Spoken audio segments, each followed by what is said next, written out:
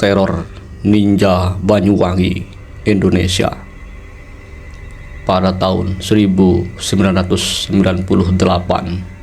Indonesia mengalami krisis ekonomi yang akhirnya menyebabkan runtuhnya rezim Orde Baru. Dan banyak yang meyakini mantan penguasa Orde Baru melampiaskan dendamnya kepada rakyat, terutama di Jawa Timur. Seakan kebetulan, awal tahun 1998,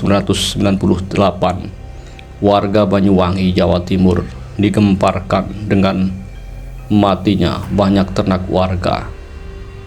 Mereka curiga hal itu merupakan ulah dukun santet atau penyihir lokal. Pada tanggal 4 Februari 1998,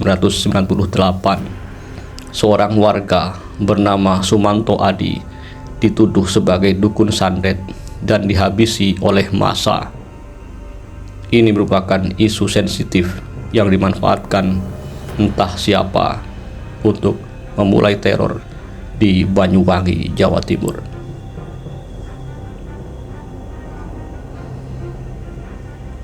Dan benar, insiden terus meningkat selama Agustus hingga September 1998. Banyak warga kemudian dihabisi karena dicurigai sebagai dukun santet.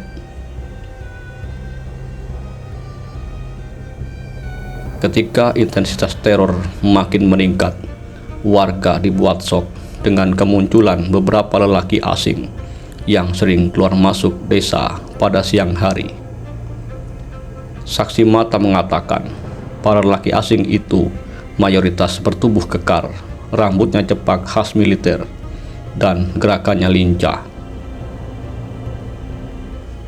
Beberapa rumah warga tiba-tiba diberi tanda silang dengan cat berwarna merah.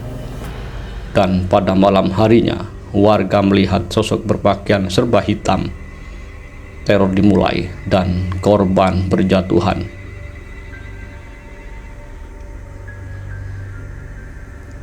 Dalam semalam, sosok berpakaian serba hitam itu merusak, membakar rumah, bahkan menghabisi beberapa orang. Targetnya bukan hanya orang yang dicurigai sebagai dukun santet, malah mayoritas targetnya adalah guru ngaji dan kiai. Demikian yang diberitakan Suara Merdeka saat itu. Parahnya, era reformasi yang ditandai dengan kebebasan pers tanpa batas membuat media cetak melahirkan narasi-narasi menyeramkan tentang sosok-sosok pelaku teror yang berpakaian serba hitam itu. Para wartawan menyebut mereka ninja agar pembaca tertarik dengan koran mereka.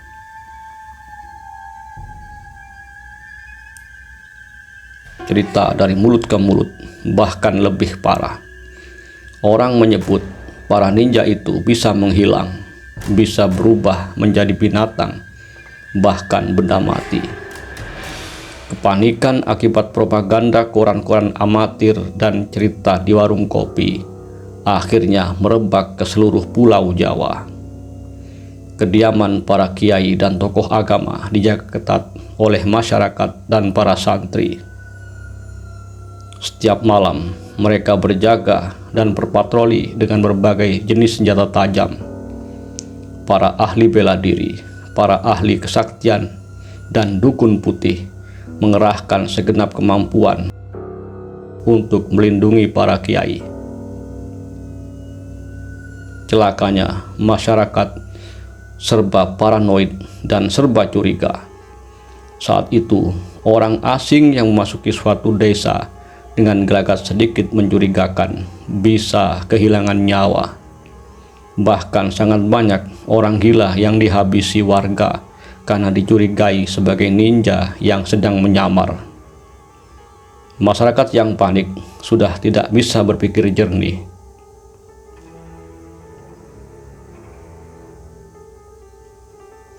Teror yang awalnya hanya terjadi di Banyuwangi dan menargetkan dukun santet, kini merebak ke seluruh Pulau Jawa.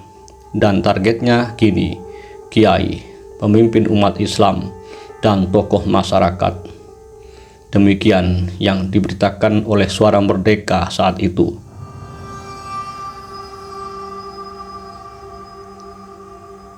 Hampir setiap hari terdengar kabar jika semalam kediaman seorang kiai sudah dimasuki oleh para ninja.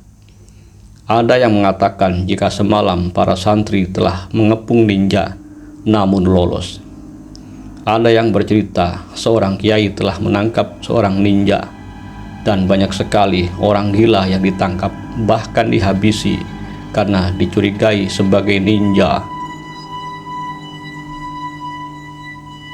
Menurut Komnas HAM dan sejumlah peneliti independen, total korban kehilangan nyawa diperkirakan sekitar 300 orang di Banyuwangi, Jember, Malang, dan beberapa kota di Jawa Timur.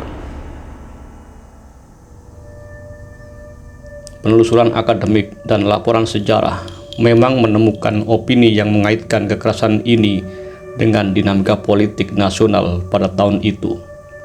Namun tidak ada dokumentasi yang sah dan institusi intelijen atau militer yang menunjukkan keterlibatan pasukan elit dalam operasi ninja ini. Karena respon aparat yang relatif lambat, komunitas NU bahkan sempat membentuk unit penjaga sendiri untuk membantu memantau dan melindungi warga dari kemungkinan teror.